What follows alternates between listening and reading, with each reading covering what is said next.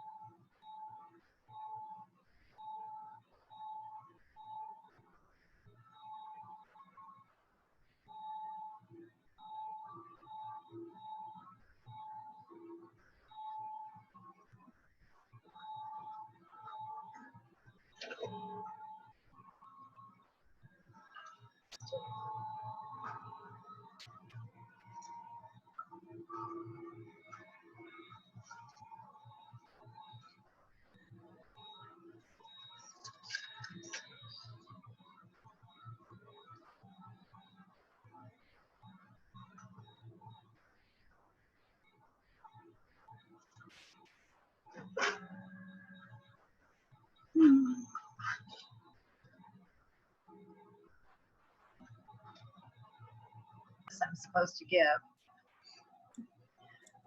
But we are now being recorded. Hi, Claire. Are you the presenter tonight? You can. Yes, I am the presenter. So I am going to make you a co-host so that you will be able to share your screen. Thank you. And it is now 7:03. I'm going to call the meeting to order at 7:05. Claire, are you expecting anyone else from LADOT? I am expecting a colleague to join. I believe he's going to be a few minutes late, so all right. We don't need to wait for him. Okay.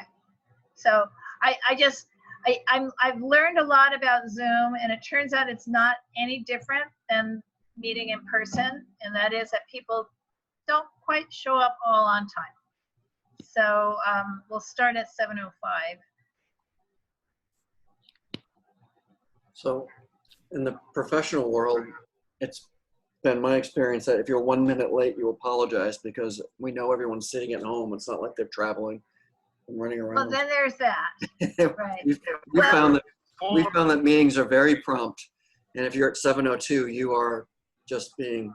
Okay. Well, then I'm going to really apologize because I realized, having been sitting in this heat all day long, I hadn't had a thing to eat. So I have actually, for me, ordered a pizza, which the doorbell will ring at some point, probably 30 more minutes. And I'm going to go answer that door and get that pizza. Okay. Well, I know I said 7:05, but I'm going to start this. I'm going to turn off my phone is what I'm going to do, and then start this meeting.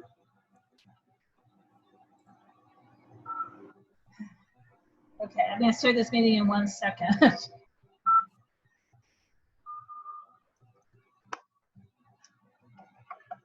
Okay. So I'm calling the meeting to order. This is United Neighborhood Council's Standing Planning and Zoning Committee meeting. And I'd like to welcome everybody.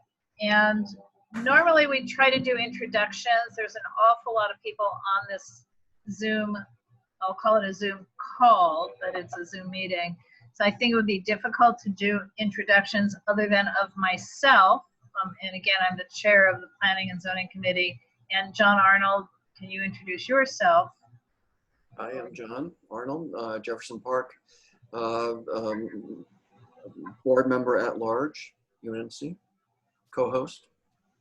And co-chair of this committee. So because we are meeting by Zoom and because this is being recorded, if you speak, please identify yourself. You know, this is Albert speaking or this is Claire speaking, because there may be people on this meeting who are only on the telephone, so they would not be able to hear, see who it is that is speaking necessarily. UNC is conducting our Zoom meetings as meetings, not as webinars. So that means everyone can fully participate. I still would appreciate if you stay muted while other people are speaking, not because I'm worried that you're going to interrupt, but rather because there may be background noise that itself interrupts. I don't know how many of you for whom this is a first time on Zoom, but just in case, I'm going to run through a couple of little things. If you take your cursor and run it to the bottom of the black screen that you're looking at, you'll see a word called participants. And if you click on participants, it's not just that you see who's in the meeting, but at that point, you'll see the option to raise your hand. That's a little blue hand, and you click on that to raise your hand if you'd like to speak. If you're on the phone I think it's *9, you press that. And if I've made you a co-host, there's just nothing you can do to raise your hand because hosts don't have hands to raise. So just do what I might have to do, or John might have to do, is actually raise your hand if you're on video, and complain to me in the Zoom chat if nobody's recognizing you. So we don't allow a constant chatter in chat. I've got the settings set up so that I can, if there is a motion, I can type the motion and put it into the chat, and everyone can see it and tell me, did I get it right? Did I get it wrong? And it will also be recorded after the meeting is over. So right now there is something in the chat. Okay, so I'm going to share the screen to show the agenda. And the first order of business would be to approve the agenda. So I do want to say one other thing about how UNNC conducts its committee meetings. The governing board will appoint once a year, and we just did this in August, our committee chairs and co-chairs. Those are the only people appointed to our standing committees. Otherwise, everyone who is present at a committee meeting is considered a member of the committee for that duration of the committee meeting itself. So that means you can make a motion, you can vote. Our actions are merely recommendations to the governing board. So, so these are not actions of UNNC, it's actions of the committee. So with that said, I've got the agenda up on the screen, and I'm looking for a motion to approve the agenda. This is Steve Peckman. I move to approve the agenda.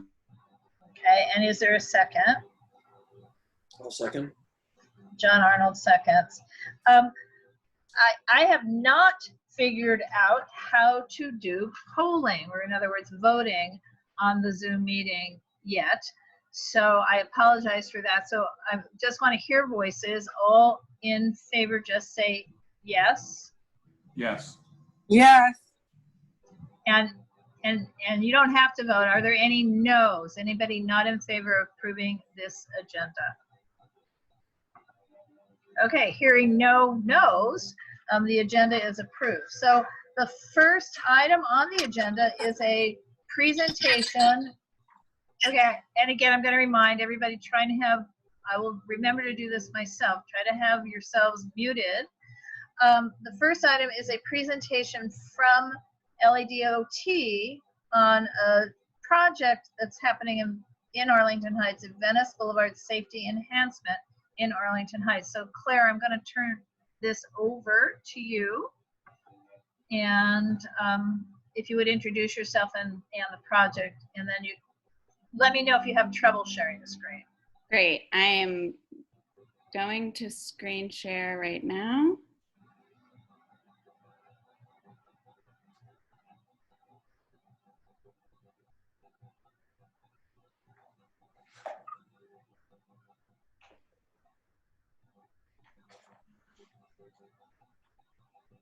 Okay.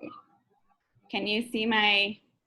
Yeah, but you might want to reduce it a little. I mean, we can see it, but it's too big actually, so we don't see all of it. You don't see all of it. Right. So is it like 150% instead of 100%? I think that's all of it. I think it's just justified to the right. Okay. Yeah, I can see it just fine. All right, then never mind. Claire, introduce yourself. I'm going to be quiet now. Great. Hi, good evening, everyone. My name is Claire Eberly. I'm a transportation planner in the Active Transportation Division at LADOT. I really want to thank you for making the time to host our presentation tonight. We appreciate it, and it's great to be here talking to you. So, what's happening on Venice? This summer, the City of LA is making improvements to Venice Boulevard from Norton to Arlington Avenue. So it's about a 6-block segment This map is showing the project limits, also just lifting up that there is an existing bike lane there, and it connects to a bike route that goes further east on Venice.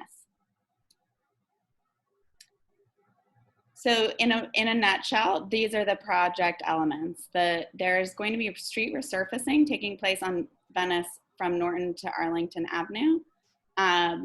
That Streets LA, also known as the Bureau of Street Services, is pursuing. LADOT, the agency that I represent, is going to be installing fresh paint and pavement markings following the street resurfacing. We will be realigning the existing bike lane and buffer to the curbside.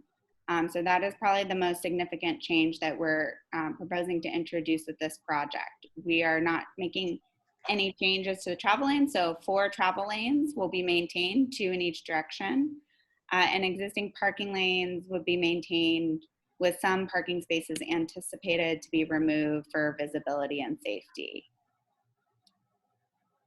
Why are we pursuing this project right now? So you may have heard of the city's ADAPT program. This is a program of Streets LA, our partner agency, that is particularly responding to safer at home initiatives and taking advantage of the opportunity to resurface major streets, high volume streets and arterials that have seen reduced traffic volume. So they're coming in and doing major improvements, resurfacing on some streets that have needed this work for a very long time, which is great, including the section of Venice, and LADOT will be coming in to take advantage of the opportunity to make any and all upgrades that we can at this time. So we're working together closely on this project.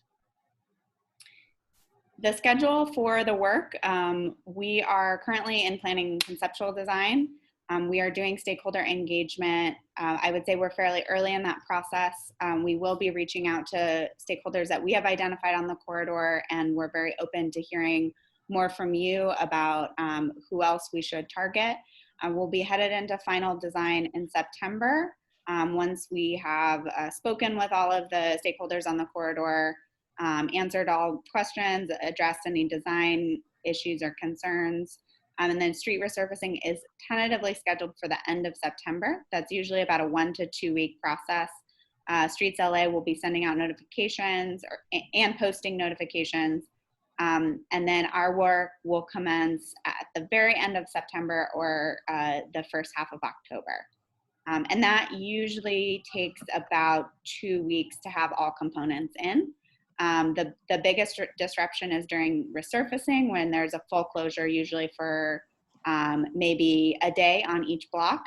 And they work very closely with folks to make sure that they're accommodating ingress and egress. And then striping and safety improvement installation is usually much less disruptive. It takes place gradually over a couple weeks. So our project priorities at LADOT are the following.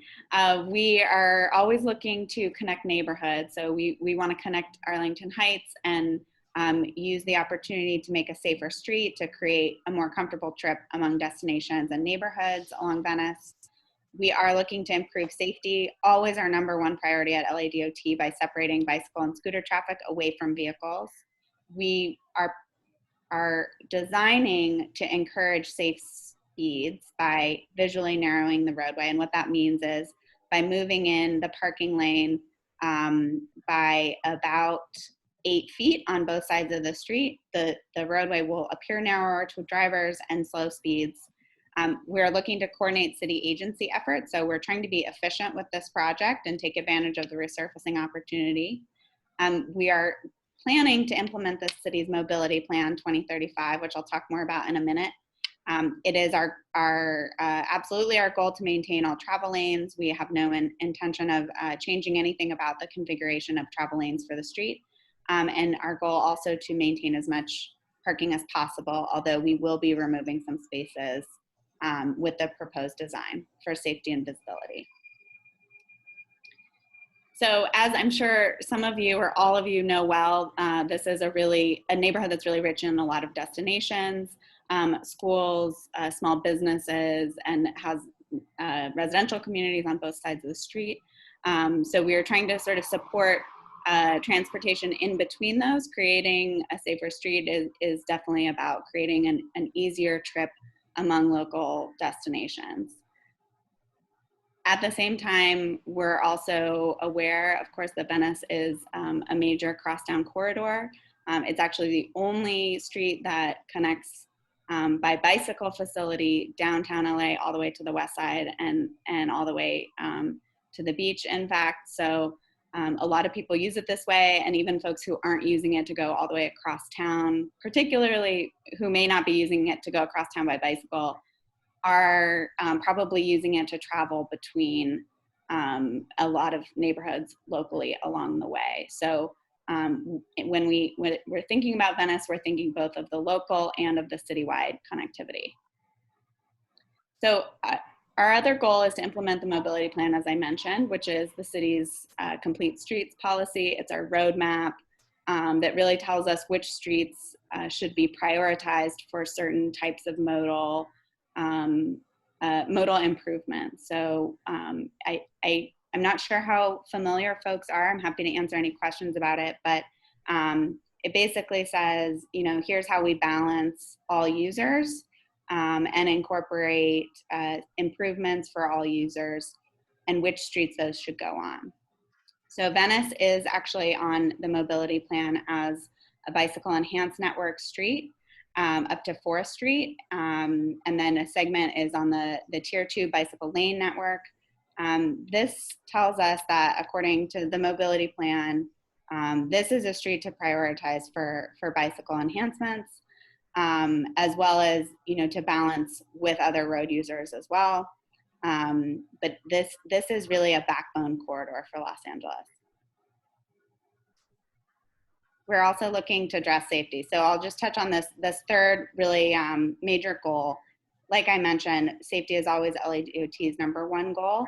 What I'm showing here is the high injury network. And actually this segment of Venice that we're working on is not on the high injury network, but many other streets in the neighborhood around it are, which suggests that it's difficult to travel, particularly if you're not using a vehicle. The streets have high rates of, actually, let me take a step back. The high injury network is the city's network of streets that have the highest rates of traffic collisions, including severe injuries and fatalities. So we're looking at that to tell us, you know, we really need to prioritize safety improvements in areas where we have that those highest rates of injuries. And specifically the collisions on this corridor, there have not been any fatalities, which is a good thing, but there have been some injuries, particularly pedestrian severe injuries and bicyclist injuries as well. There are, I believe it's, 15 bicycle collisions, 11 pedestrian collisions. All of the bicycle collisions have resulted in injuries. So we're thinking about that as we design this project. So to get down to brass tacks, the actual proposed street configuration. Right now, what is on the street here is parking lane, bicycle lane, and a buffer, 2 travel lanes in each direction and a center turn lane. So we already have a bike lane and a buffer. We are going to be relocating the bike lane and buffer area to the curbside and basically trading places with the parking lane to create a protected bike lane. And in most of the segment, it is a parking protected bike lane. So we will be maintaining the parking lane, although as I mentioned, some parking would need to be removed. So how do protected bike lanes work? I'm sure a lot of people are very familiar. Basically, they introduce a vertical element to provide enhanced protection from moving vehicles for folks using the bike lane, which oftentimes these days aren't just bicyclists. Of course, scooters are now, a major piece of our mobility puzzle here in Los Angeles. So We're still calling them bike lanes, but we might soon switch to calling them something else because they really reflect a lot of other folks using that space. So protected bike lanes basically function in that way. They introduce a vertical element and provide the best protection for people traveling in that lane. And why are they safe? So, as I mentioned, people on bikes, scooters, and skateboards are physically separated. People driving often slow down. So as I mentioned earlier, the road appears narrow and better organized. The parking lane is closer to moving vehicles, so the road appears narrower. And again, bicyclists, skateboarders, and scooters are totally removed from moving vehicles. And there are also benefits for pedestrians as well, who are much further from moving vehicles in this case, and benefit from a slower street and greater protection in that way. So the parking considerations and changes arise from the fact that removal of parking mostly happens at driveway approaches and exits and at intersections. So improving the triangle of visibility for drivers coming from the street as well as coming out of driveway ingress and egress to make sure that they can see around parked vehicles. So we will basically be introducing new red curb at several segments along the corridor, particularly, again, at the driveways.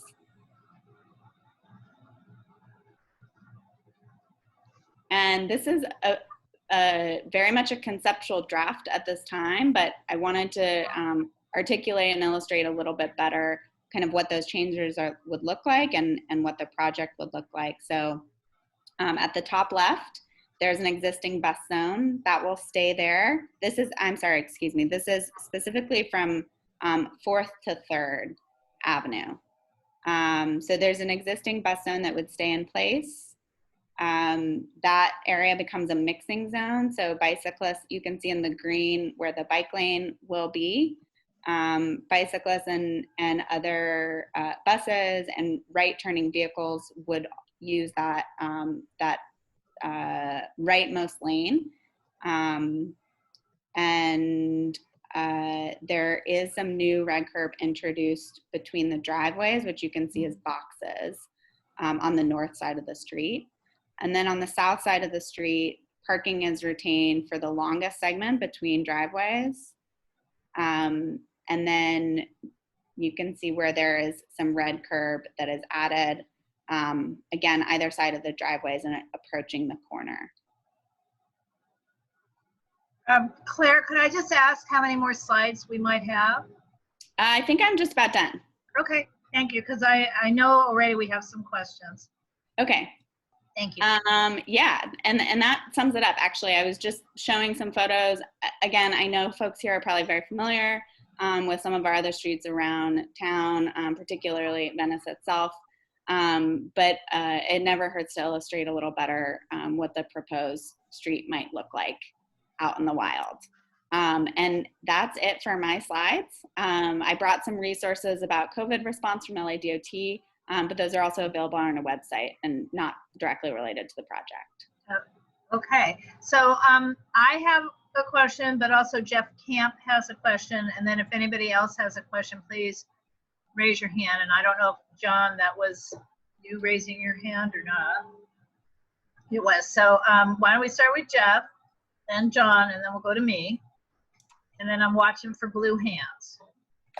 Hey, Claire, Jeff from CD10. Quote to you. Jeff, if you're talking, we cannot hear you well, unfortunately. Hey, Claire, good to see you from CD10. My question is on this entire route, will it all be ADA, as in curb cuts, gridding, all that good stuff? Yeah, Jeff, you're not really in your microphone. I don't know what's going on. Hello, Claire. Can you hear me? I can hear you. I couldn't hear the question, though, if you don't mind repeating it. It's good quote to see you. I'm from CD10, and the only question that I have is, along this route, will it all be ADA, including curb cuts and gridding and all that stuff? Yes. Very good question. We will have to introduce, and actually, I can't believe I left that out, but we will have to introduce some new ADA parking spaces. And we will be accommodating buses coming all the way to the curb. So in those two senses, there will be ADA blue curb parking accommodated within the plan. And bus boarding and alighting will be accommodated by the mixing zone, basically. We're not doing, we won't be constructing new ramps as part of this project. Unfortunately, you know, it's not within DOT's direct control to be able to construct curb ramps, if that's what you're thinking of. Does that answer your question? Yeah, it does. But the example that I'd like to bring forth is when CD10 did an ADA park in West Adams Avenues, which is the largest park in the area. They had to go back and do curb cuts because it was an ADA park, and nobody could get there because there was no ramps or ways to get there. So that's what I mentioned by curb cuts. Right. Okay. Yeah, so I think we'll do an assessment of, we always kind of do, you know, what do we need to do by law, which is not insignificant.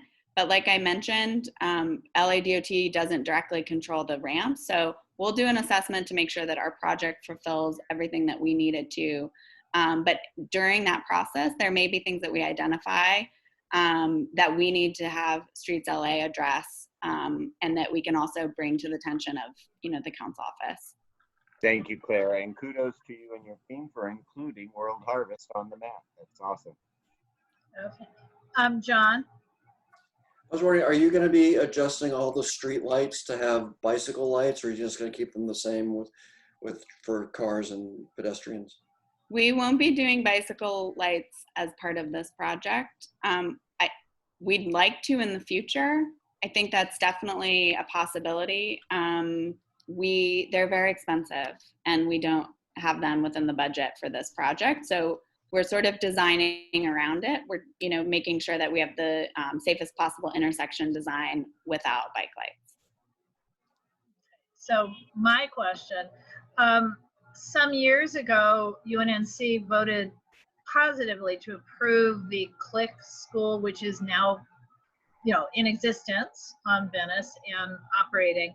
But part of our vote, and we sent a letter to, not necessarily you, Claire, but y'all, that we were asking that the parking between, on the north side of Venice, between 6th Avenue and then the school, it's 3 spaces, maybe 4, be no parking during the school drop-off hours, so that the parents dropping their kids off could be in that lane to turn right into the school and not be blocking so much traffic on Venice Boulevard.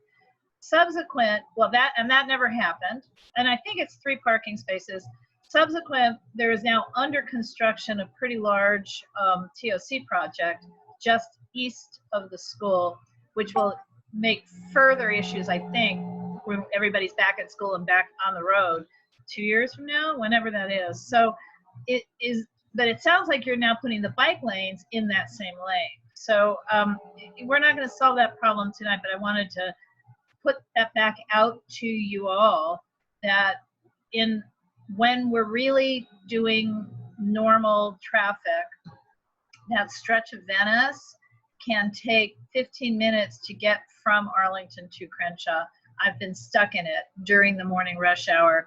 It used to be that the rush hour was only eastbound. Now it's both ways. And then there's so many schools along that corridor. So if you could consider how this project might make it better or worse, would be a good idea. without, you don't need to answer here in the moment. I was just gonna say that's extremely helpful feedback. That's really great, just to be aware of, and we'll take a look. Okay. I don't see any hands raised. But on the other hand, everybody I've made a co-host can't raise their hand. Is there anybody who has any other questions for Claire? Well, good. Okay, so I've received some input that I should be sure that we know who has how much time for each item. We have 4 items on this agenda.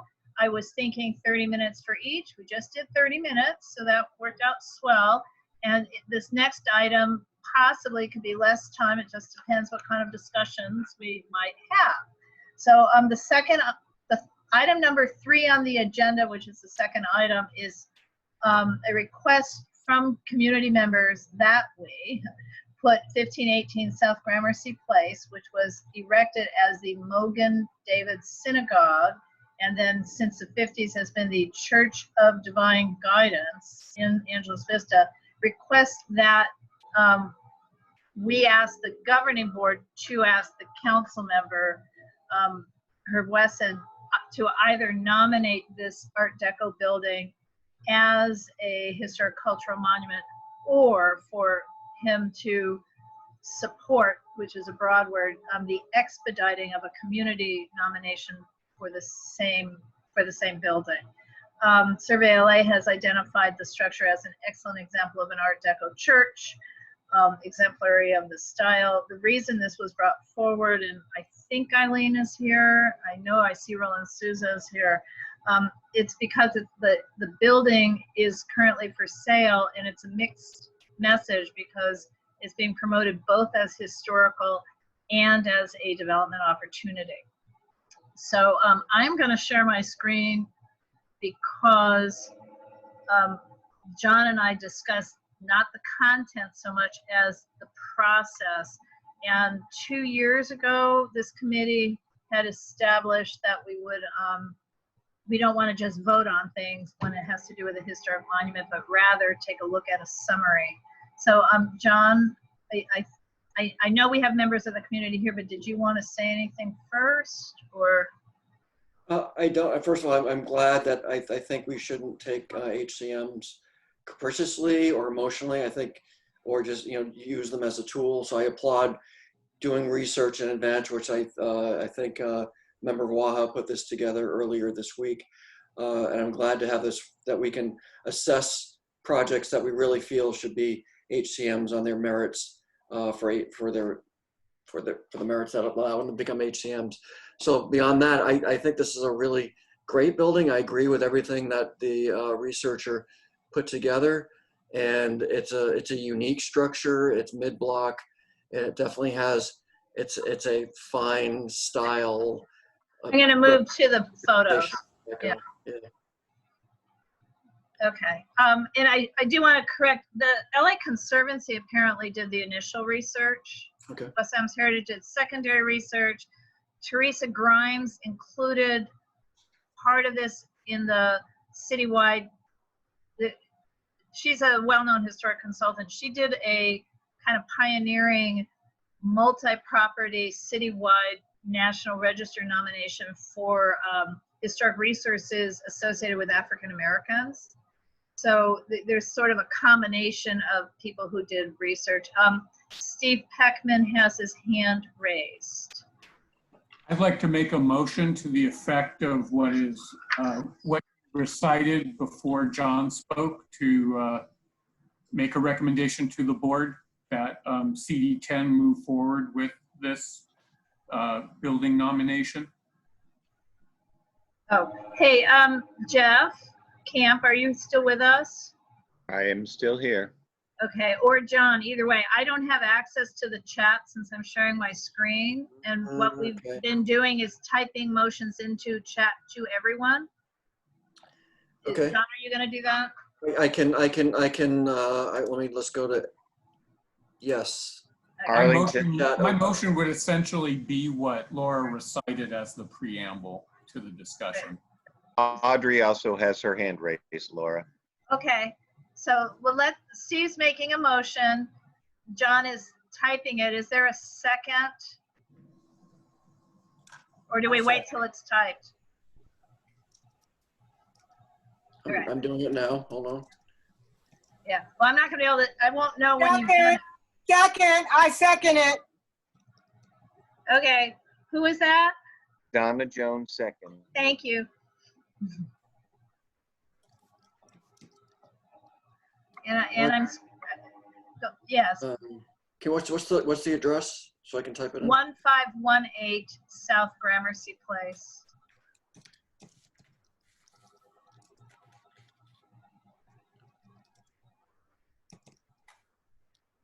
And once the motion is in, Audrey will have the first on the floor. Okay. So I think what his motion is, and John's typing it, is essentially what's on the agenda. So I'm happy to go ahead and have Audrey speak. And there's some other hands raised. Before you do that, so Steve, I'm typing this into the chat. If you want to check it, I kind of paraphrased and gave it some spin. There it is. Recommend to the UNNC governing board to nominate the structure at 1518 South Gramercy Place for HCM status to the Cultural Heritage Commission. That sounds good to me. Right. So, and again, I think it was either Wesson or asking Mr. Wesson to support an expedited. Yes, absolutely. Absolutely. If there's a building that's worthy of such a designation, this is one. So yes, it would be helpful if we could add to that Wesson's assistance. Okay. Audrey Arlington is next. Yes, I was just seconding that motion. Okay. So it's 2 a seconds. second. Okay. Ethan has his hand up, but I think there was someone before Ethan. I'm now back able to, because my screen share disappeared. So now I'm able to see things. Jeff, was somebody before Ethan raising their hands? I had seen 2 hands, but no ID. It was Steve and then Arlington, and now we have Ethan. Okay. Hi, Ethan. Hi, Laura. Hi, everybody. Laura, can you hear me? Yes. Okay, great.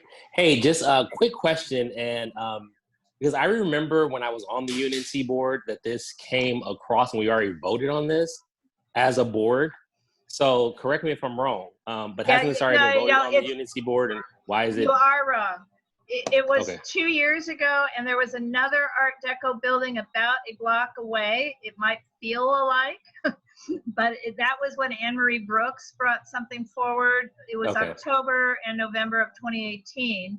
And the reason we're asking for expediting is because the Cultural Heritage Commission is just now considering it 2 years later. So Okay, no, I appreciate that. I was confused because I remember we voted on something on this block in that same area Right. near Venice. That was also Art Deco. So Exactly. And it's weird because we have so few Art Decos in the entire community, but 2 in this neighborhood. Can I call the question?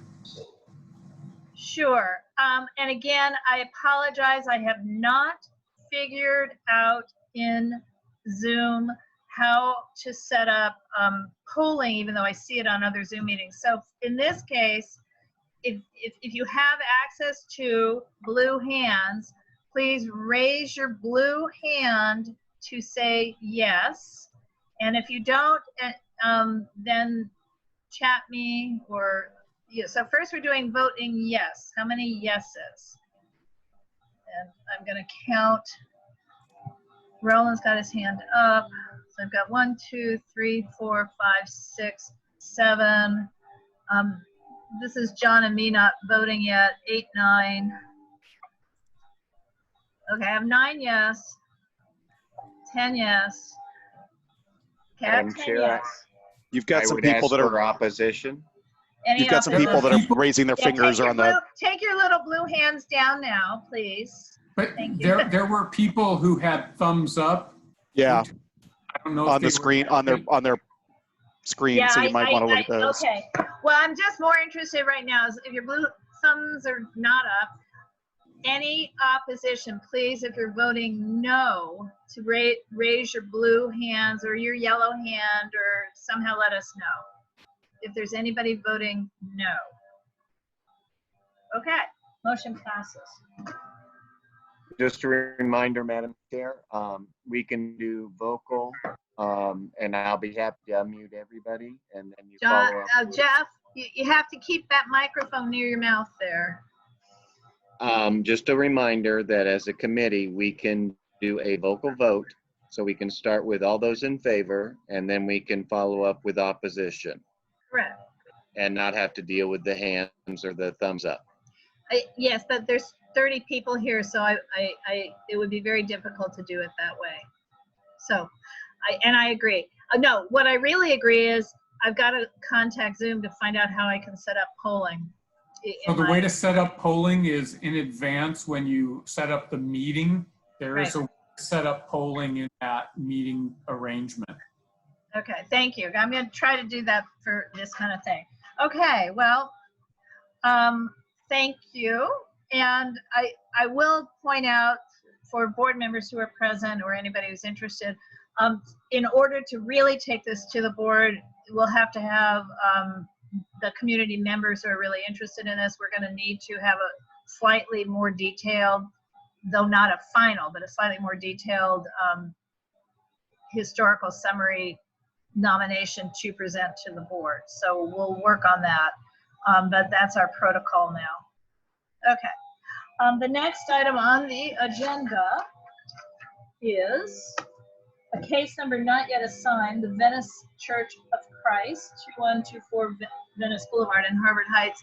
I see Jim is here and Tony Pleskow is here. Who's going to present? Who do I need to make a co-host? Make Tony, please. I can do it. Okay, I'm sorry, Tony, right? Yep. Yes. All right. Okay, so if you guys can, if Tony and Jim can introduce yourselves. It is 7:45. I would like this to be finished after questions and everything in 30 minutes so that we can get on to our last agenda item and maybe not be done, not stay till 10 o'clock at night, if that is feasible. Great. So good evening. My name is Jim Sir. I'm working on behalf of the Venice Church of Christ. We also have a couple of the church members here, Gerald Johnson, and I saw Ormond Lewis, who's on as well. And we may have some others that I haven't seen. The Venice Church of Christ is coming home in a way of speaking, and that the church was originally founded years and years ago in this community, and then was for quite a number of decades in the Venice community before selling a property and now purchasing the 2124 Venice Boulevard structure. The Venice Church of Christ purchased that from a Korean church. It is a non-contributing structure that was used, a commercial structure that was used as a church. And the proposal that Tony will go through in just a second is to replace the existing facility with a new building. And with that, in deference to the time, Tony, please take it away. Will do. Yeah, hi Laura, and hi other council members. I'm going to share my screen. Can I do that, Laura? Yeah, right? Should be able to do that. Can you see my, can you Yeah, I was shaking my head yes, and I realized my video is off. Yeah, your video's off. Yeah, no, I'm eating that pizza I ordered if I find you all. I get it. And now I'm gonna mute myself again so you don't hear me chomping away. No worries. Can you see my screen though? Yes. Yes. Can you guys see it? Okay, great. So thanks again for giving us an opportunity to present the proposal for the Venice Church of Christ, located at the corner of Kingsley and Venice Boulevard in the Harvard Heights area. This is this initial view, this rendering of the building is from Kingsley, from across the street to the north.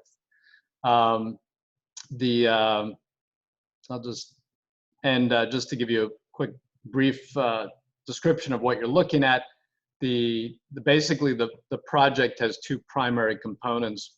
Obviously, the first one being the chapel, and the second component being the parsonage, which is the residence for the pastor.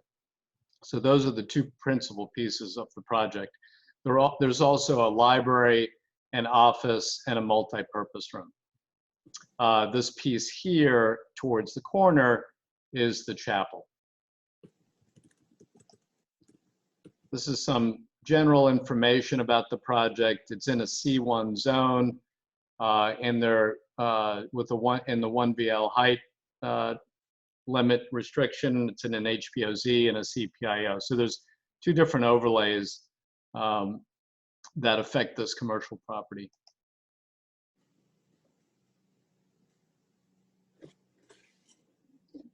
This is the site plan for the project. So this is Venice Boulevard here, and this is Kingsley. The parking for the site is towards the rear and is away from Venice Boulevard and is accessed off of Kingsley. The site to the Through an existing driveway, Tony. It's an existing driveway, that's right. I mean, it's being shifted slightly, but per the CPIO, the preference is to always have the drives away from the main boulevard and off the side street, and preferably in the rear of the property so that you can kind of create a street front. It's the neighboring building is a contributing structure along Venice, and the property just to the south is a residential property that's undergoing some remodeling. The two basic components, the parsonage is here to the west, and the chapel and some support spaces for that chapel are here towards the corner. And in the front of that area is a small courtyard. So you kind of, your primary access is through from Venice to a courtyard and up a stair, sort of a celebratory stair into the chapel itself.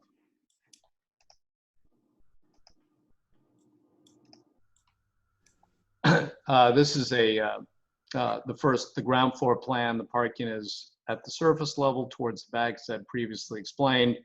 There are landscape buffers around the parking per the CPIO. And again, the balance of the program is pushed towards Venice. And this little area here is the courtyard that I was describing earlier. And at this level, there's a multi-purpose room that's off of that courtyard. It can be used for a variety of different functions, including things related to events that are connected to the community at large.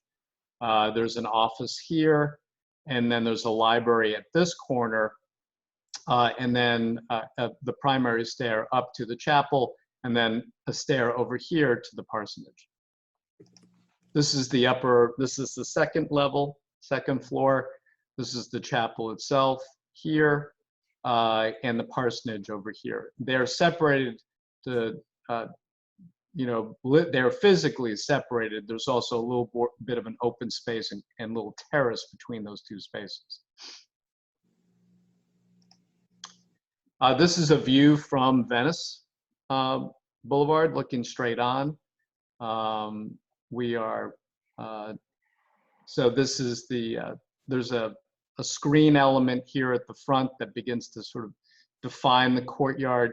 It's been worked on extensively, after having gone through, 3 consultations with the HPOZ board and the city's historical architect, Lambert Giesinger. And a lot of the work related to this whole piece here is this notion of creating a facade that in some way connects into the fabric of and sort of modulation of the neighboring contributing building, while also creating a framework for the chapel here to the corner, and then sort of a filter for the parsonage that sort of recedes back behind it to this side over here. The courtyard is part of this kind of this idea of this promenade, of like how you actually sort of enter the space of the church as a sanctuary, and then how you ultimately ascend into the chapel itself. It's an opportunity to have gatherings and do a variety of different things, but it's certainly got a ceremonial quality in our view. And this is a gate that can open up. It's now shown partially open, but basically this would be the entrance into the building right about here. But by the same token, we have an option where we're trying to develop whereby this entire thing can disappear. And in the next slide, you see it's been completely retracted, and the courtyard itself begins to be an extension of the actual sidewalk. And there's sort of like this, this open hand gesture to the community that the church is really a part of it. Here's some other views. This is again the same view that I showed you originally from the corner. Here's looking towards the east, if you're heading down Venice Boulevard, and you begin to see there are a few things that begin to happen, like the sort of screen element, the screen facade begins to bend in and really allows the chapel to become the primary element, which it ought to be, on the street face. Here are a couple of other views along the sidewalk. This is an aerial view, gives you a little better sense of how all the parts come together. So the chapel, some surrounding support spaces, the library here, multi-purpose room, an office, the parsonage here that's pushed back. And we really we spent quite a bit of time trying to sort of carry the lines of this neighboring contributor and bring that into our project and help begin to frame the kind of the architectural response and also help in a way sort of generate the sort of or frame for the chapel itself, which is obviously the heart of the program. Here's a view from within the courtyard with the gate retracted, and you can see the sort of a connection into the street, the sidewalk, the neighborhood, and then a view up the stair into the chapel. Here's a simple material palette. Project is really made of, it was really a combination of some very simple materials, nothing too, it's intended to be simple. It's really about the form and expression and organization of space. These are some elevations of the project. I thought it might be of value to the council to see some of these two-dimensional drawings. This is the elevation from Venice, and then this is the elevation from Kingsley. And you begin to see a little bit, perhaps some of the relationships to, some of the other surrounding structures. The height limit for this site is actually 45 feet, where we top out at 34 at the chapel. This is the elevation from the parking area looking to the north, and then this is an elevation you would probably never see, but it's from the it's looking at the western side, but it's up against the property line. And then here's some sections showing setbacks and some other things that we have to accommodate and how the spaces are organized internally.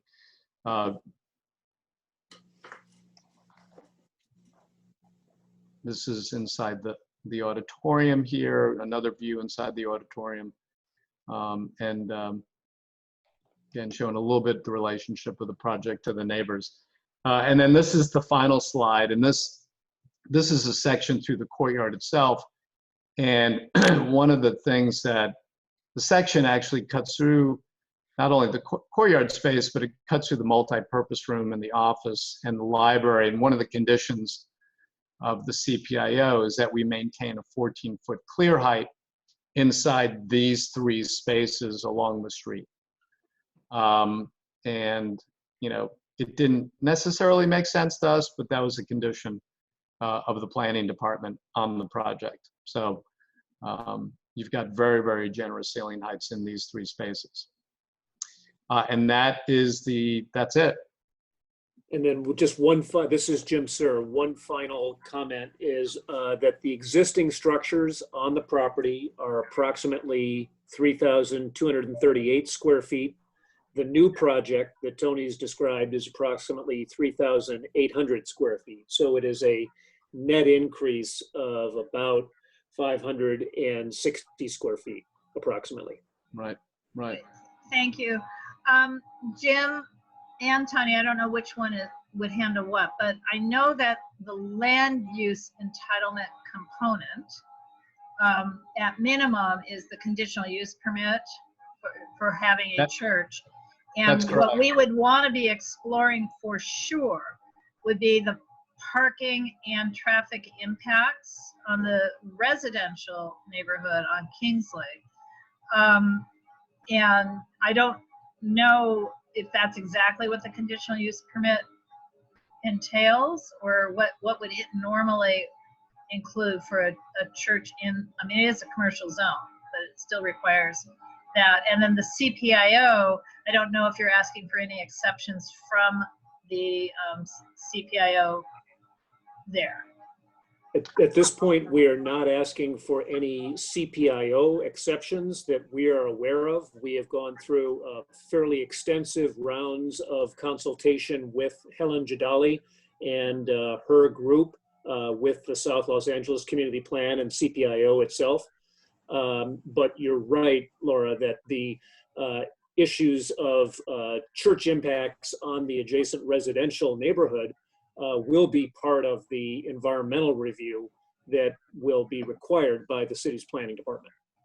Right. So how many parking spaces are being required by code? I mean, I know it's some sort of math based on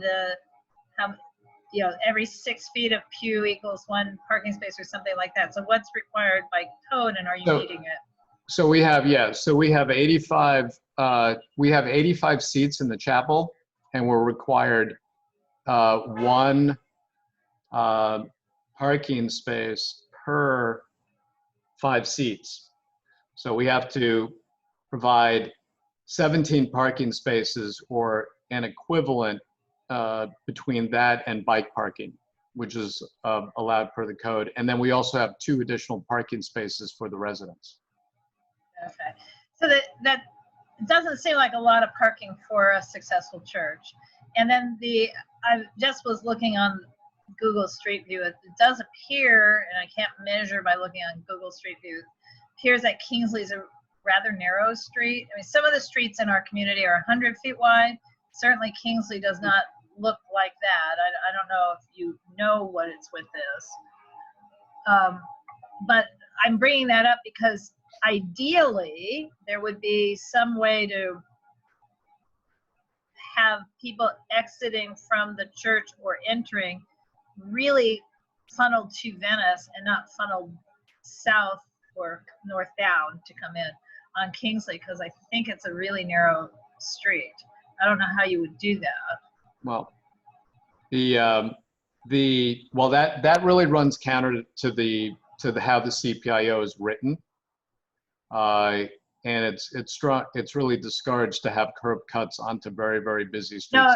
No, I'm sorry, I don't mean that. I mean there will be a driveway on Kingsley, but if you had a little bump out on the southerly side of the driveway and a thing that said left turn and have a little tree in the bump out, people would be more inclined to turn northbound on Kingsley and go back out to Venice, right, rather than going down. I don't know if it's feasible. I don't know if it's feasible, but Kingsley just looks like it's going to be overly impacted.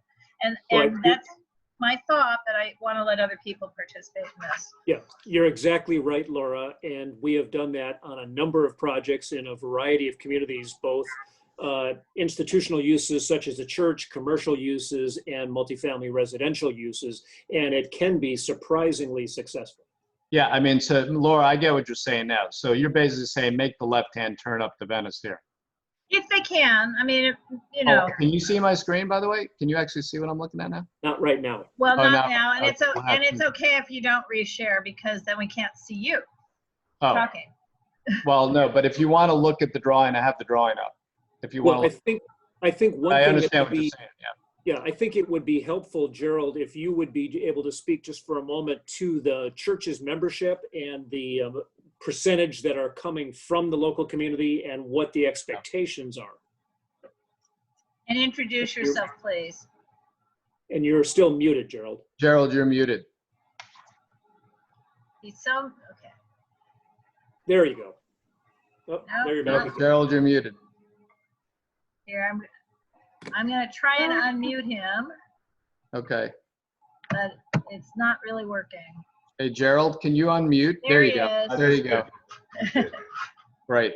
Okay, I believe the question was, I should address the membership attendance. As currently we have 29 members, and Venice Church has been, we've had fluctuating membership over the years. The most membership we've ever had since I've attended there, and it's been about 20 years now, has been at the most 40. Right now we're right at 29.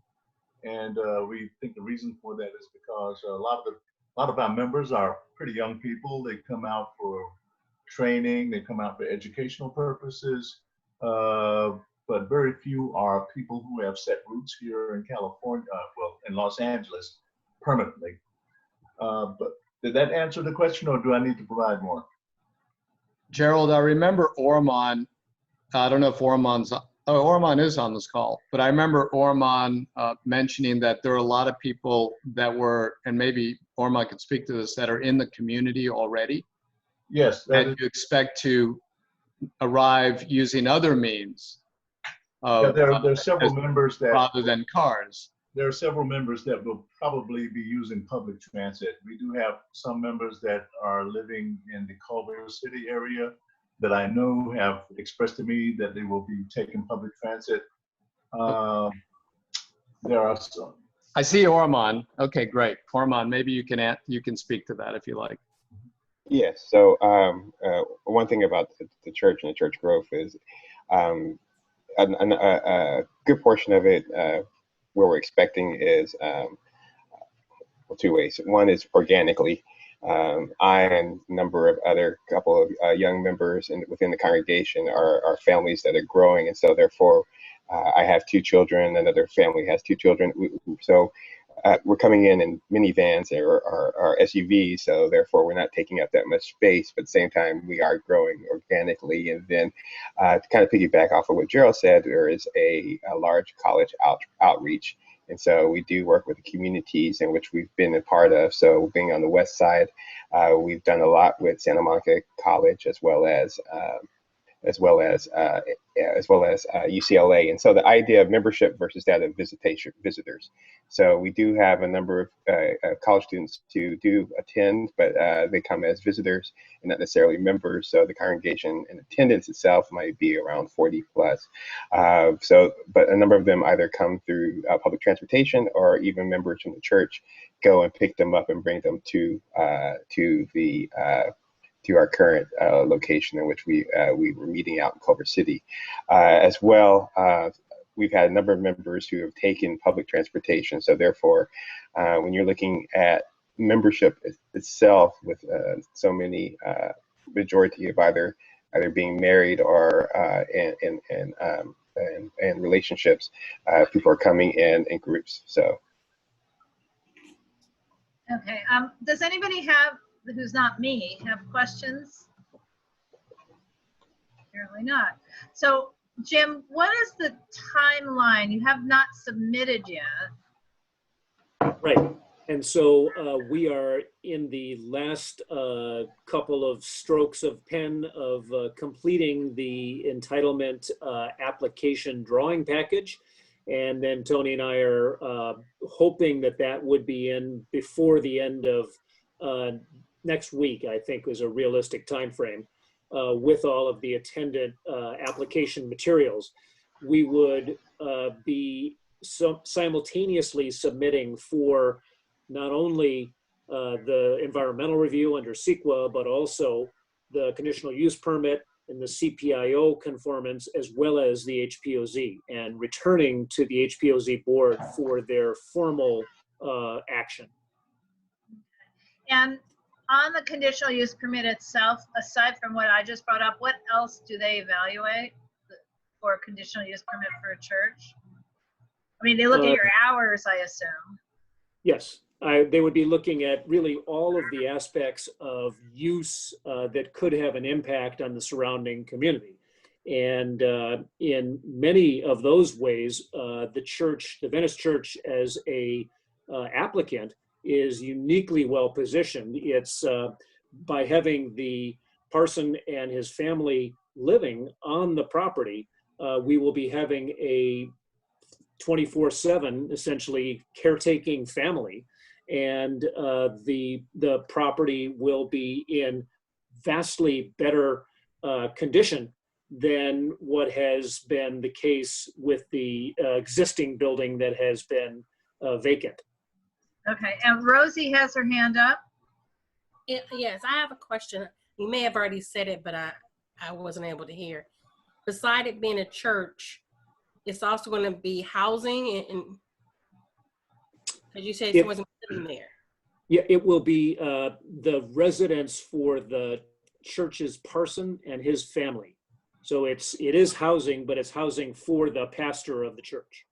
Okay, and so what else is that structure being used for? That is it. It's the chapel itself with the meeting room, the office, and the library as support spaces, and then the housing unit for the pastor and the pastor's family. Okay, thank you. And I do, Jim, I have one other question. I know you've met at the Harvard Heights HPOZ a number of times already. By chance, were either those rooms crowded with Harvard Heights residents, or have you also met with the Harvard Heights Neighborhood Association?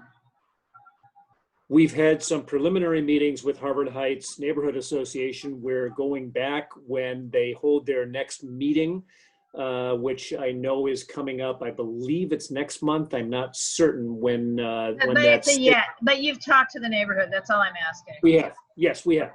And there's been a fair amount of neighborhood participation through the HPOZ consultation process. We've had 3 consultations, and there was a pretty good representation there of people paying attention.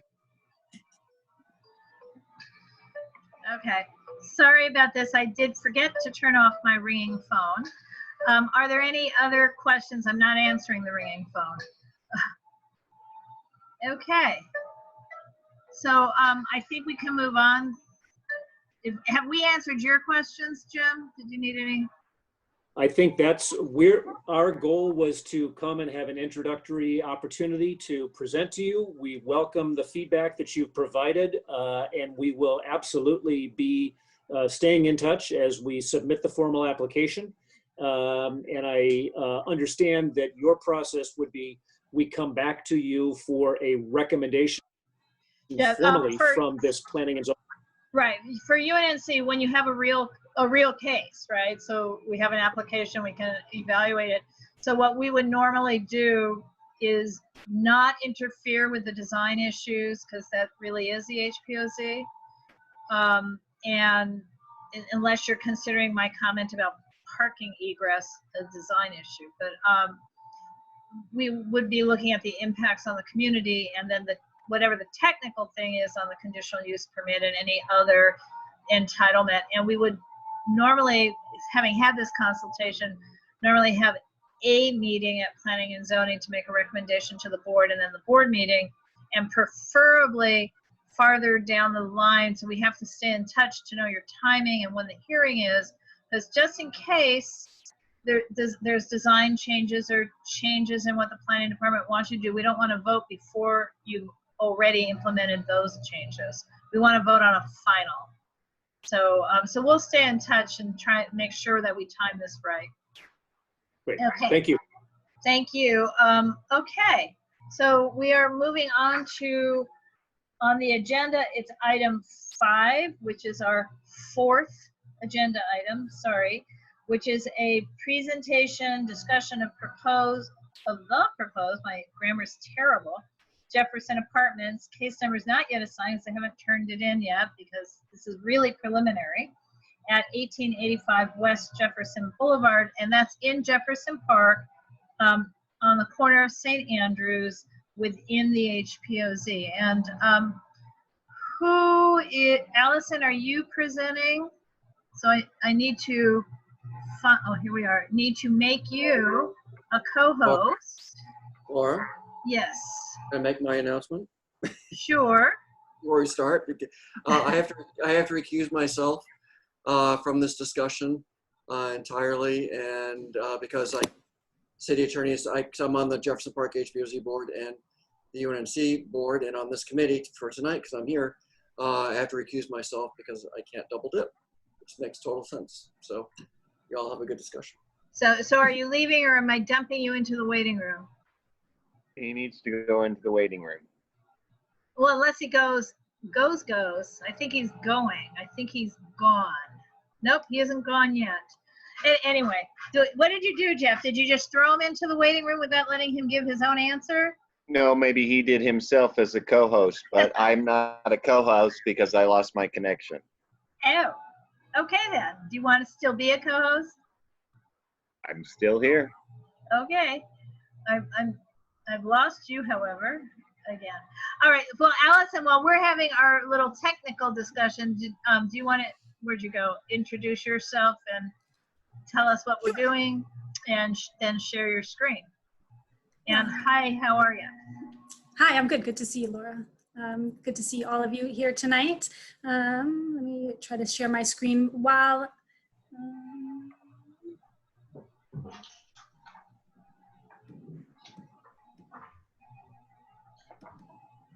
kind of as Laura mentioned, we're here primarily just to introduce ourselves. Let me first actually, I should probably just start with who I am. I'm Allison Riley. I'm Senior Director of Housing Development for Venice Community Housing. We have here from the Venice Community Housing team, Anoop Patel, who is Senior Project Manager, Dawn Hicks, who is our Rose Fellow and Project Manager, and Vanessa Gonzalez, who's our AmeriCorps intern. We also have from our design team from Gonzalez Goodell, Ali Barar, and Laura Latham. Did I say your name right? So Allison, you've presented to UNC before, correct? For PASS, and then I have presented for his prior employer as well. So you guys are pretty familiar with us, I think. Oh, great. Yeah. And Ali Barar, she remembers everything. And Ali Barar actually is the architect who redesigned the Montclair property with Path Ventures. So remember we had bought that property entitled, but redesigned it with some input from you guys too. So, well, my point being, there's a lot of people here tonight that should not surprise you. Our community is very engaged because you've experienced it before. Indeed, indeed. Okay, take it away. So yeah, thank you again. We wanted to come introduce ourselves. Both Anoop and I are now with Venice Community Housing, and we are really a community-based organization that was created by neighbors in Venice in order to meet community needs. And that continues to be the goal and mission of the organization to work to reduce homelessness and build affordable housing, really empower community, and also promoting diversity. And most of our work is in Venice and on the west side.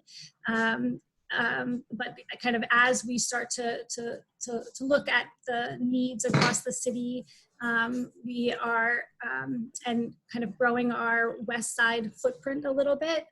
We are committed to building local community partnerships to make sure that this community-driven perspective is it continues. And in that regard, we have already started to talk with many local community members and have a tentative agreement with Liberty Land Trust to be a potential partner in this deal. And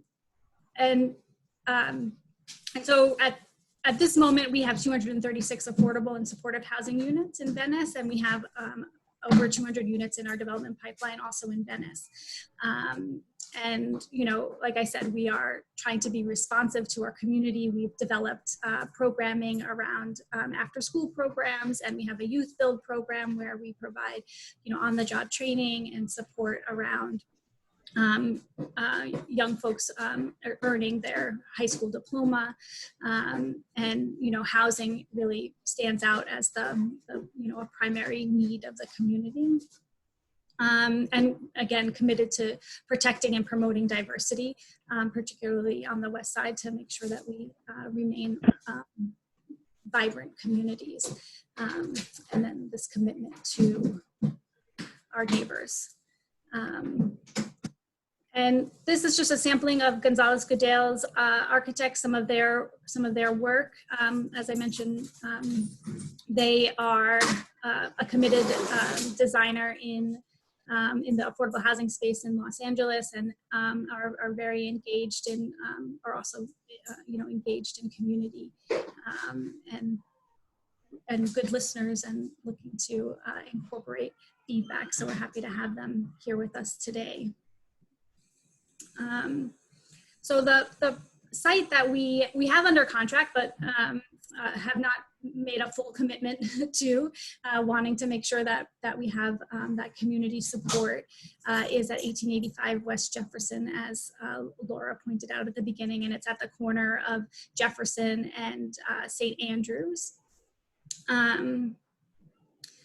This is the existing building on the site, which we're hoping might have some potential uses before redevelopment, but that is not clear, so we're still working through that idea.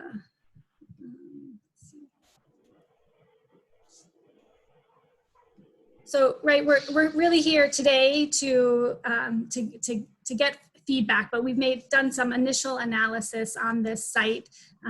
We know that it is in an HPOZ zone, and it is in the CPIO zone, and you know, so that it has a lot of kind of intermingled constraints. We are planning on 100% affordable housing development, a portion of supportive housing units, and kind of looking to the transit-oriented communities program as our method to an entitlement. What we're showing here is really just what we believe through our initial analysis is allowed, and kind of also, you know, kind of the maximum about what we might need, right? So we believe that through the TOC we could get up to 76 units and potentially 6 stories. But, you know, our goals would be are closer to the 68 numbers. And I think, you know, the project memo that I had submitted early talks about between, you know, 50 and 60 units is kind of our goals. This is just, again, like an early an early kind of site plan around how we might be able to fit that many units. And so you can see, you know, the first level with, you know, some open space on the ground level. This version has, you know, studios and 1-bedroom apartments and a manager's unit that would be 2 bedrooms. And then kind of a step back on Jefferson with some a rooftop open space there. And this is some massing around that. And so again, right, like our goals is, you know, we've already started reaching out to many community members. We've talked to Sage, and we were talking to the West Side Community Development Corporation, and like I said, Liberty Land Trust. And so we want to hear from you. You know, anybody else that we should be reaching out to. You know, our plan around community engagement will be significant, right? We're here early to get your feedback, to be sure that we're as responsive as possible and still build a development that is operational and functional. Yeah, we want feedback on any kind of engagement, and we'll have more meetings that will get into more detail about potential design and that sort of thing as we go forward. And our next step is also to go in front of the HPOZ and then have some, just general community meetings where we can kind of talk in more intimate spaces. So I think, yeah. So Allison, I see that Steve Peckman has his hand up. I have a couple of quick, as does Audrey, a couple of quick notations. It looks like you're doing the lower portion of the height on Jefferson and a higher portion closer to the one-story single-family homes. That probably wouldn't fly. Jefferson Park is one-story bungalows. I mean, not fly with popularity. It might well fly with the technical requirements of the TOCs and PODs or whatever, but may not have happy neighbors. The other thing is, in broad brushstrokes, conversely, transitional height, where you kind of step up, and then you use the top of the transition as an open deck, also usually doesn't fly too well because people are afraid of noise. We have been asking for in other projects to consider water features that kind of both mitigate noise but also mitigate behavior, and probably won't go very far with happiness, even if it's perfectly legal, to have zero parking. I mean, you're also showing staff, and we had one project, and it was approved, but it was very offensive at Crenshaw and Pico, where essentially the affordable housing developer basically said, well, none of the people who will be living here have any friends, so they won't have visitors. And it's like, are you kidding me? We kind of think that we're a community that loves our community members, including those who live in subsidized housing. So plan for visitors. There is no parking in this neighborhood. So Steve, then Audrey, then Rosie, and then my lecture might continue after that. We probably have a lot of people here who want to talk. So Steve. So thanks for the presentation. I think that affordable housing is a critical need that needs to be met not only in Los Angeles, but probably in every major metropolitan area in the United States. So it's a laudatory goal to try to create such housing for people. I think that if you've been in the neighborhood, you recognize that most of the adjacent streets of which which will surround this project are one-story buildings. And with that being said, I guess I'm kind of curious that you would propose a 5 to 6 story building. Have you read the HPOZ plan and the requirements for commercial infill? We have, and the team might be able to answer more details. I think, right, like in what I was showing as far as 6 stories is what we think is allowed. It's not necessarily what we're proposing. So, well, but it wouldn't be allowed plan by the preservation plan. Okay, that's helpful. It's mine. So I would strongly encourage you and your group to really read the plan in detail. I'm not clear, is there going to be mixed use or is it solely residential? So I think, right, the initial plan is that we would activate the ground floor with kind of our community-based services, right? So a community room, offices for property management and services staff, and that's actually a piece we'd like some feedback on, other ways we can activate the ground floor. So I don't think that would qualify as mixed use. Mixed use is commonly seen as a kind of commercial and residential, in which case I think that this concept that you're proposing would fall under the residential infill in the HPOZ plan. And I'll just, for the sake of your knowledge tonight, I think it's important to understand that the plan actually requires you to integrate the new structure within the kind of concept that's pre-existing in the HPOZ. And Laura talked about the idea of stepping up towards the major boulevard, which would be Jefferson, which isn't so major, right? It's essentially 2 lanes. And then stepping down into the community that will be behind it. And there, I think, would be serious restrictions on being able to put that many units on that property and being consistent with what's required in the HPOZ plan. So it's kind of hard to discuss a project without your group actually being familiar with what's required in the neighborhood, which, you know, falls into the kind of respect concept that you focused on in your presentation, which is respect for the community. Many of us have lived here for many years. Personally, I've only been here 15 years. That's a short timer in the community. And it's a community that prides itself on the history of what this neighborhood has been and continues to be. And it's a place that we choose to live in and want to continue to live in. And again, I think that most people in the community are very much supportive of additional housing and specifically affordable housing. However, and I'll be done in a second, Laura. However, I think that respect for the people who are already here is also important in considering what will be built. Thank you. Audrey? Oh, you're muted, Audrey. There we go. Hi, Allison. My name is Audrey Arlington, and I live on 31st Street, around the corner from the project site. I have a number of questions.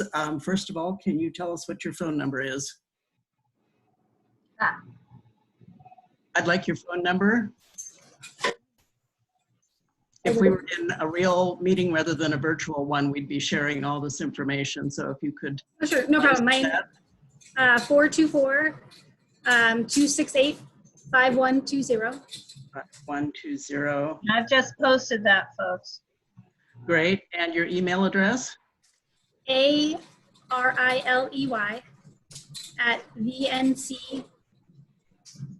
That's not right. I just said a totally wrong address. Why don't I type it in the, oh no, I can't type it. VCHcorp.org. I'm sorry, VCH. CORP. Did I do that right? Did I do that right, Allison? No, not quite. VCH and then Corp, CORP. And okay. Then org. So everybody dump that. Thank you. Can you tell us how many dwelling units are on this site? Or even let me back up. When you showed the diagram of the aerial photo, it looks as though you had 5 lots going on there, and yet I had thought the site was only 3 lots. Could you clarify that?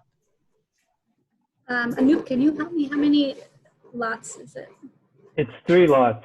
You're correct. Because it looked like 5 on your aerial diagram, the area that you had called out. So it's only 3. Okay, how many dwelling units are currently on this site there that would be demolished? Well, that is a good, and it was marketed with 15 apartments and 6 commercial spaces. That is not what it's been permitted for. The permits, we think allowed 8 units, right? 8 residential. There's currently 8 units recorded through the HCID LA's records. 8 legal units and an additional 7 probably illegally occupied. Okay. It's been vacant for quite some time. Yes, but nevertheless, the units are there. I had a question, as Laura pointed out. The setback from the alley would be very important. Normally, you'd see a 45-degree angle starting at about 15 feet up to protect and reduce the impact of shade and shadow on the properties to the north, who will feel it the most because of the layout of the property. Also, I'll reiterate the idea of using a rooftop on the top of a 5- or 6-story building as open space. there would be, I think, probably anathema to the residents who lived adjacent to it, not merely because of noise, but because of privacy issues, notwithstanding the setback. I'd also like to reiterate the parking issue without even any parking space for even the on-site manager. This particular neighborhood is absolutely crushed on the parking front. The surrounding streets have permit parking where no overflow parking for this building would even be allowed. I don't know if you're aware of that, but just FYI. And also, can you give us some sense of your understanding of what the review process is going to be and the entitlements required, or is it even too early for that? What is your timeline here as well? And if you want to take that, or you want me to? Sure. I mean, I can try. So we don't have all the pieces of the puzzle together yet, Audrey, regarding the entitlements, but we do know that we need a certificate of compliance from the HPOZ, as well as planning approval from the TOC administrator. And, you know, we want to get substantial feedback from the community and do several community meetings, including this one, to supplement our report. We don't have any pressing timelines regarding finance, but we do need to make a decision on the property by September 11th. And a lot of it has to do, the reason why we're exploring so many units is because there's economies of scale factor in financing. And so it's helpful to have more units at the trade-off of less parking in order to make the numbers pencil. And so we're trying to explore everything and incorporate the feedback you provide, as well as any other determinations related to planning into making our final decision. On September 11th, if that's the end of your option, are you considering extending it, or would the owner extend it? Possibly, you know, but we would possibly lose our earnest deposit. So we don't have to actually close on the property on September 11th, but, you know, we're at risk of losing working capital that's much needed for our small little nonprofit. And so we would try to make the best decision we can with all the information we have. That's the goal. Okay, Thank you, Audrey. are you saying December or September? September. Yeah, in 3 weeks, we're going to be making a decision. Okay. Thank you, Audrey. Madam Chair, we have hands raised from Rosie, Marina, and Steve Beckman. Hey, Jeff, it's okay that you're doing this, yay, but you have to have that mic on good again. There's something going on with your mic. So I know you called Rosie. Madam Chair, thank you first to Audrey and her question. You have hands raised for Rosie, Marina, and Steve Peckman. Yes, so Rosie next, then Marina. And Steve, is your hand up again, or did you just never take it down? Okay, Rosie. Hi. You were talking about the Venice communities and the West Side communities, but we're in neither one. We're on Jefferson Park, which is in this area. So where are the people you're supposed to be getting for this location? Are they going to people who are homeless, what have you, in the West Side and Venice areas, and not people who actually live in the area? Hello? Hi. Sorry. No, I mean, we are coming to join you in this neighborhood, and you know, then the goal would be to you know, to house folks in the community. And I know that is an ongoing struggle, but right, that's part of this community engagement strategy as we get the word out and continue to communicate with the community that would, you know, that folks would know and would be able to get on any wait list for the affordable units, and the supportive units are going through, you know, the coordinated entry system, which has, you know, which is also trying and working to get more localized, but right now is by the spot, but not, you wouldn't be in the, okay, you wouldn't be the same. You had a meeting with some Westside community organization, but you guys never actually had a meeting with the people who actually live in Jefferson Park. And if September 11th is your date coming up, how do you propose meeting with other people that's from the area? And who did you meet with besides this Westside area?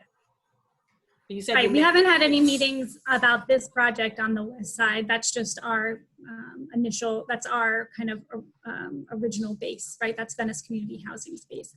But we have been doing some community outreach. I said maybe Linda, if you want to talk to some of the folks we've reached out to, and have obviously more work to do in that regard. Hi, I'm Linda Lux. I work with VCH. I do a lot of community engagement. So we've just started the process of reaching out to the community. So I'd like to have any recommendations of people that you think we need to talk to. We would love that. I've done some outreach to Jackie DuPont Walker, and we're having a meeting with her. Also Karen Mack. Also Belinda, from CDC. Belinda, I'm sorry, blanking on her name now. I'll get back to you on that. Anyway, we're doing that, but we're just asking people for input. Who do we need to talk to? We're very hands-on community engagement. That's what we do. We would never come into your community without doing that. We're here to just introduce ourselves and say what we'd like to do, but it would be with support of the community. That's just how we work. So anybody would like to forward through Laura or any way contact us individually and give us suggestions who we should talk to, we will do that. That's us. And what was your name again? Linda Lux. Linda, how you spell your last name? Lucks. I was the president of the Venice Neighborhood Council for 2 terms and on the board for about 10 years. So I know and respect the work of the neighborhood councils, and I would never do what some developers do and not go to the community. That's okay. Well, I was the outreach chair for the neighborhood council, and I was there for about 5.5 years, and I just don't see the outreach has been done at all for this neighborhood. We're just starting to do it. We are doing it now. So this is our first meeting, but we have 3 weeks. We're going to meet with everyone we can. So please help us talk to people. Right. So, to be fair, Laura's talking. To be fair, they really are reaching out early. To be 3 weeks? Relatively pissy, I would say Jackie DuPont Walker does not walk in Jefferson Park, so she's not really somebody that would relate to anything here. Karen Mack is a different story. She's actually done a lot of engagement in Jefferson Park area, and is somebody great. I know you all mentioned that you'd talked to Sage, and I think I had given you feedback that while I'm very familiar with Sage because my view is a little more global of all of the West Adams area, they've really not done anything over in this section of Jefferson Park or West Adams either. And Nancy Cruz is on this call. Nancy, you're having a Jefferson Park meeting next week, right? If you're still here. Yes, we are. It's on Tuesday at 6:30. So maybe we should arrange for them to come to that Zoom meeting too, since they don't have to go anywhere. That'd be great. That's exactly what we need, is to be told and invited to places to talk to people. That's why we're coming to you for that information. Okay. So please, that's great. We will be there if we, tell us who to contact and how to do it. And both Rosie, who was our outreach chair, and Lizzie, who is our outreach chair, I will hope that each one of them does some additional outreach. They're both Jefferson Park folks. So they're the neighborhood council outreach people, but they're also Jefferson Park folks. So we can help on the outreach. Thank you. But I hope you'll listen to some of the things we are saying tonight. Marina, you're next. Marina? Yes, thank you. Yes, this is Marina. I just want to underscore what other people have been saying. One is the parking concern. Of course, there is really no parking in our neighborhood. We are totally impacted. But you did mention that, of course, this building would be built in an HPOZ in a historic district. And again, I want to underscore that the importance of actually reading the Jefferson Park HPOZ preservation plan. And as someone else noted, just the respect to our community. We've worked hard to create our historic district. There are very clear guidelines in the preservation plan of what infill can do, of the massing, of the height, of its appearance. That's before we even start talking about the fact that the residential neighborhood behind it is one-story houses. And because how the sun is, you know, the sun will be hitting the building and casting a shadow on the houses behind. In the neighborhood, we're very sensitive about that. So please do read the Jefferson Park HPOZ preservation plan. It's online. If you go to the Office of Historic Resources in the City of Department of City Planning, you will find it. Thank you. Steve? Oh, you're holding it up. I to second what Marina just said about the plan, which is what I said initially. Regarding community outreach, actually I'm kind of surprised 3 weeks before you need to make a decision that you're initiating community outreach. But as others have said, including Rosie, we're a very active community and people are very organized here. So I would suggest that you provide, you could certainly provide me with information of meetings. We are a very active next door presence. There is a Facebook page, Historic Jefferson Park, that has a lot of activity on it. I personally host an email list of over 200 people within the Jefferson Park community under the banner of Jefferson Park United. I think Marina indicated that we worked long and hard to create the HPOZ. Long and hard means over 10 years. And the Office of Historic Resources with the City of Los Angeles said it was unprecedented outreach in the community and unprecedented support for the HPOZ. So we would hope that in designing and thinking about this building, that you will demonstrate respect for our community and what we have done to preserve the historic integrity of this place and our neighbors in it. Thank you. Audrey? Yep, Audrey, I called on you. I don't know. Sorry, I didn't. The first half of that got cut off. It's a Oh, and question I'm sorry, for, and after Audrey is Roland, because he's unable to raise his hand. it was a question about the meeting that Nancy Cruz is hosting. Could you tell us more about that? Sure. UNNC long ago and far away established a Jefferson Park community safety meeting. The names keep changing, but we're starting up our committee meetings again on Zoom. So Nancy's the new chair of that, and it's the fourth Tuesday of every month, starting again this coming Tuesday. So if you're on the UNNC.org email list, you'll get that notice. And Nancy, and it's called the Community Safety Meeting? well, it's the one that had been meeting at the library for some years. So now the library is closed, but Zoom is open. So it's that meeting. Madam Chair, may I share one thing? Audrey, this is Jeff. Yes. This is very near and dear and close to my heart because I want to make Jefferson Park completely united, and this is the vehicle to help do so. Right. Yes. Okay. Roland, you have to unmute yourself. There you go. Okay, am I unmuted? Thank you. Yes. The spa, the West Side Venice Spa, how far does that go into our community? Allison. A very good question, and I don't think we're in the same spot. Okay, so but we have people in our spa doing Are these. we? Yeah. We're in spa 5. Yeah, I think we're not. Yeah. I think you're, yes. So the other thing is too that we're a lot about adaptive reuse, and you've got a 2-story building that possibly could, if your marketing affordability could work with that, that would be something that you could possibly come back and revisit. But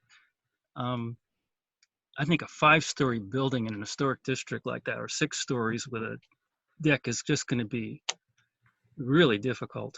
But adaptive reuse, we're all for that kind of stuff.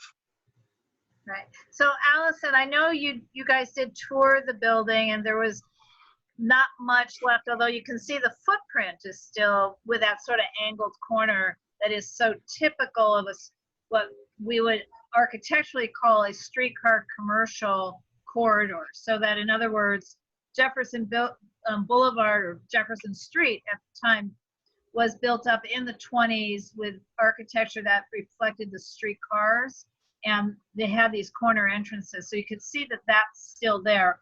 But I think you also told me that the inside was beyond miserable. If you want to tell people.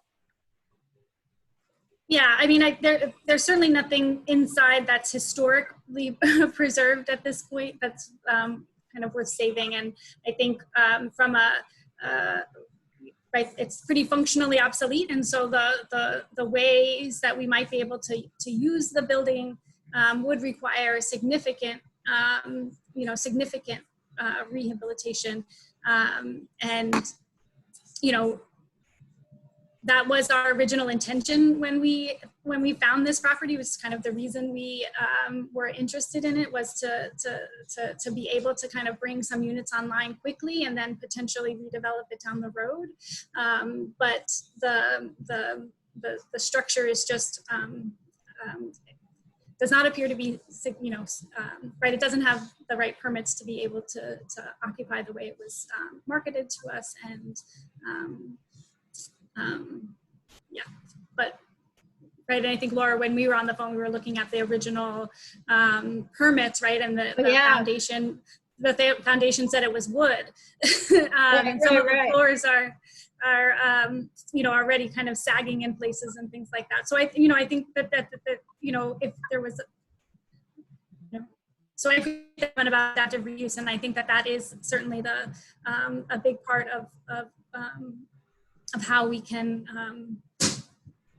kind of the future of development. I mean, the existing development community needs to think long and hard about that, and we can continue to think about that. But I think this building is just not, is probably not worth saving as it is. Right.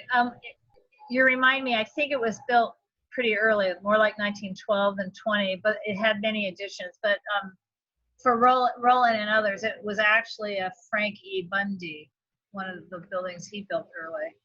So he's a Bundy. I don't think he's the Bundy, but he's in the Bundy family, like the street.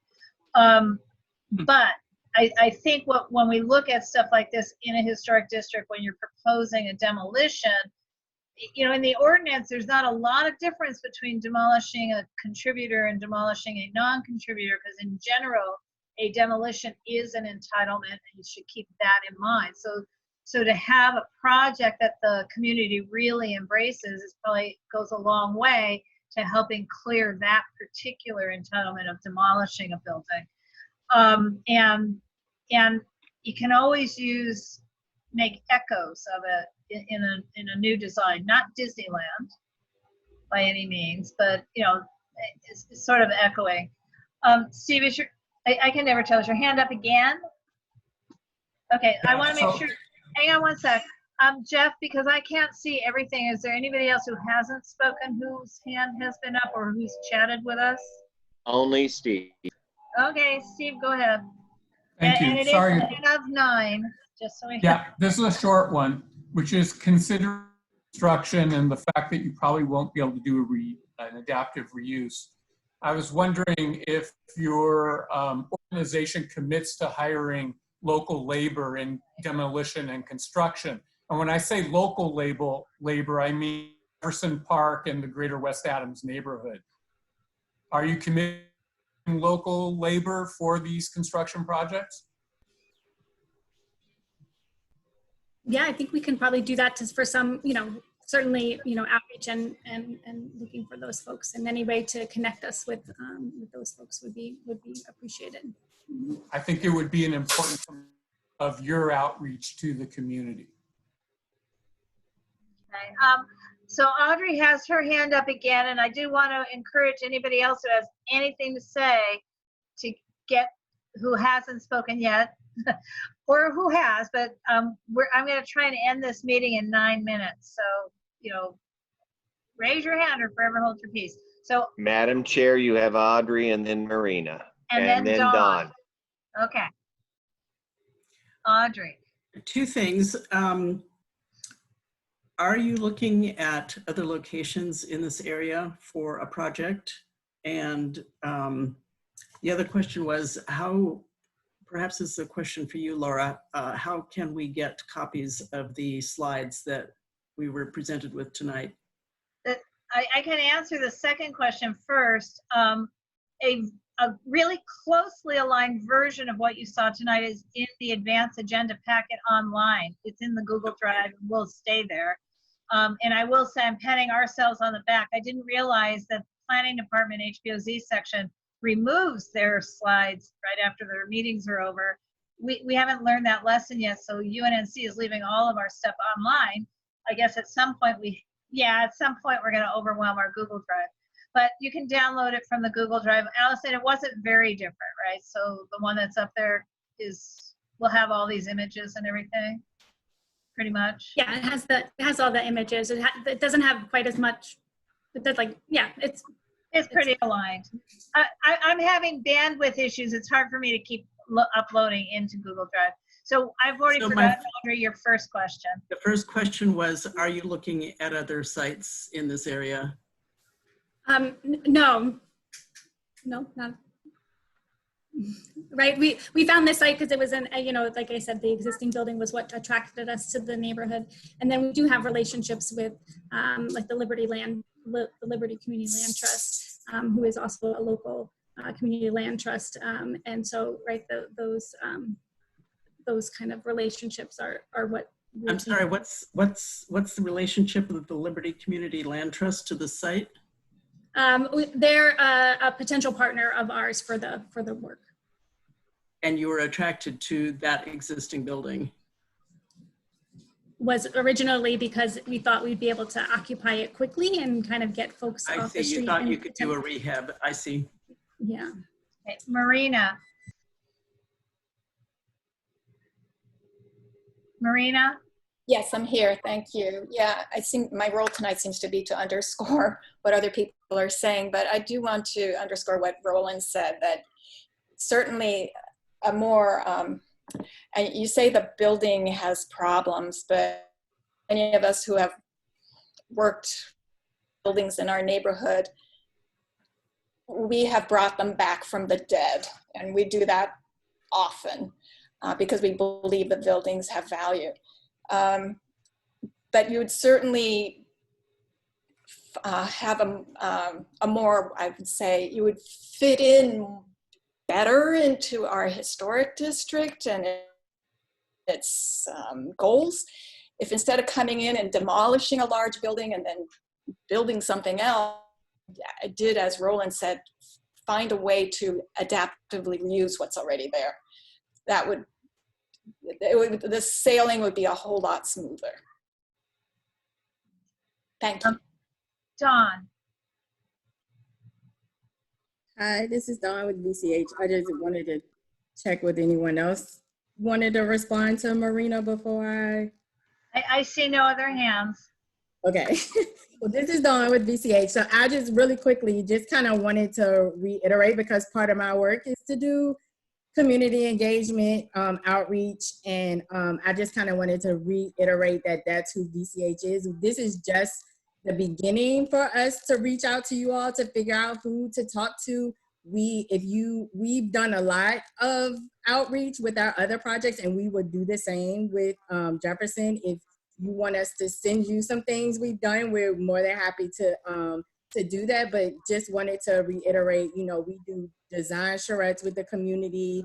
We have small community meetings. We do a lot of things to make sure that the voices of the community are heard, because these are the people who live there. We don't. And so we want to make sure that we know what it is that you all want. And it's done extensively throughout all of our projects. So I just kind of wanted to reiterate that, and so you guys can be confident in the fact that we always take feedback, listen and take feedback and try to incorporate those things to all of our designs and all of our projects. So, and we could be happy to share the things that we've done. It's very extensive. And so I just wanted to kind of let you guys know that. Okay. Nancy. But you're muted. Yeah, okay. Oh, can you hear me? No, I just wanted to say also I'm fairly new. I mean, I lived in Jefferson Park since I was 5 years old, so about 30 years now. But I am excited just about the project, about it bringing affordable housing. I think a lot of the projects that I've seen, at least in the last 6 months, have all been market rate apartments. So for me, it's exciting to see an affordable housing coming into the neighborhood. So I will say, for those who don't know, I lived in Venice for a couple of years, learned about community activism, and then moved to West Adams 37 years ago. So, you know, I've been doing the community activism thing for many years. So in that sense, Venice and the whole greater West Adams area, which includes Jefferson Park, they're very similar in that so many people are so engaged. But where we're dissimilar, I don't want to offend anybody who lives in Venice, but where we're dissimilar is that we tend to work towards consensus, and you don't see the different groups splitting with each other. We end up supporting a final outcome. We work towards that kind of consensus outcome. So I would hope that the same approach would take to a project and to design. An interesting project around the corner from this site, the project I still call the Fat Burger Arms. That is not its real name. It's the Mercy Housing Project on Western between 30th and 31st. And they were, in their view, in a way, stuck with keeping the original Fat Burger stand. The very first Fat Burger stand is historic, so they had to keep it, and they simply incorporated it into the building. It's not perfectly successful, but as a concept, it was very successful. So I'm not sure if there's any layers that can be peeled off of the existing building and incorporated into a, where it's a mix, not a mixed use of uses, but a mix of buildings where one is incorporated with another. And again, those are the kinds of projects that tend to go a long way in a community like this. And Donna has her hand raised now, and then I'm gonna call it because it's 8:59. And Linda, I can't tell if you're raising your hand. Okay, and then Linda too. So Donna Jones, then Linda. But Donna, okay, there you go. Okay, I live in West Adams Avenues, and I just want to throw in the Elegant Manor House. Yeah. It was down to nothing. Everyone told us we should let it go, that it was gonna, if we didn't do or go along with what other people wanted to do at the property, that it would definitely benefit from them putting a new building on the site. And we held on. If anybody passes Adams and Arlington, it's the northwest corner. You need to look at what came out of us being stubborn and holding on. And that's what this community is about. I just had to say that. Elegant Manor, look at it. Fitzgerald House, I think it's actually called. Elegant, no, Donna, it was for years the not so elegant manner. Okay, Linda.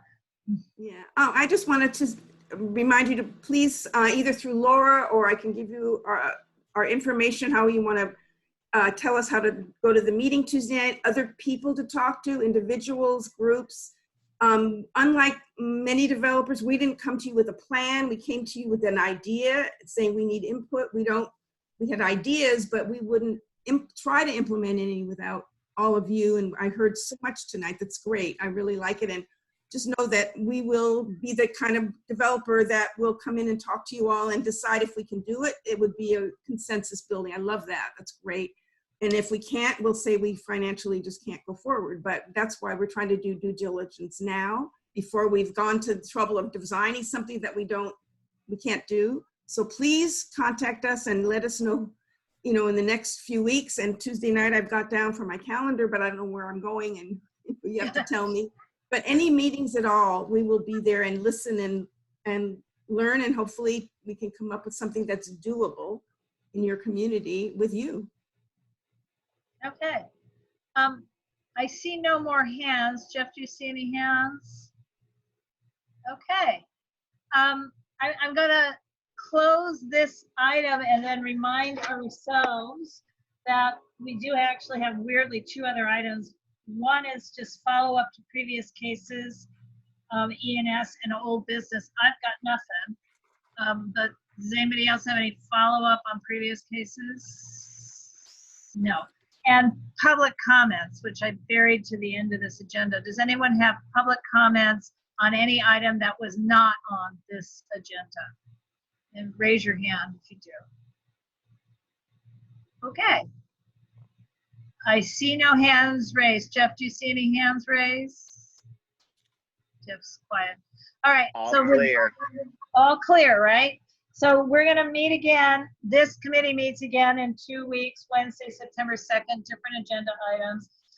If you haven't signed up for UNNC's or United Neighborhoods e-blast, you can do so by going to the website unnc.org and signing up to be on our e-blast list. And sometimes we are really good and we send out 2 or 3 or even 4 communications in a week.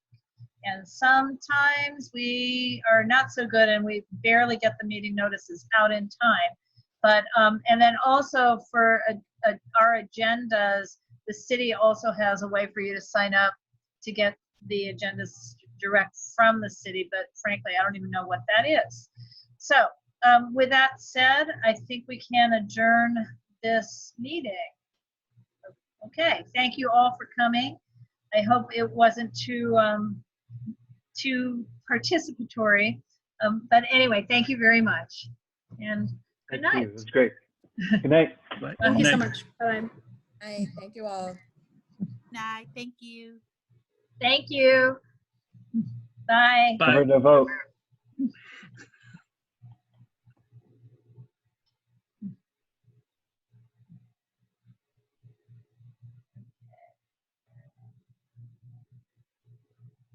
Yep.